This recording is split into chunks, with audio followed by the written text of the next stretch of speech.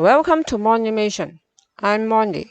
Today I'm going to show you how to create a default page, add text and image to it. Okay, let's log into the admin panel. Click New Content. Enter title. And then enter the context. Add a page break. Press Enter.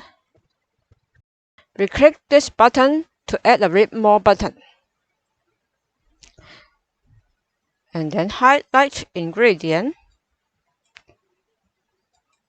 Choose heading 3. Click bold. Click italic. And then we are going to insert an image. Click the image tab. Browse. Yummy chicken. Open. Click insert. Click on the image. Resize it. And then put it in the middle of the page. Click Options tab. Choose Recipes. Click Advanced. This is type default. Add text, 2-word phrases. Chicken, rosemary sprigs. Save. Click website icon. The page is posted here. This is the Read More link.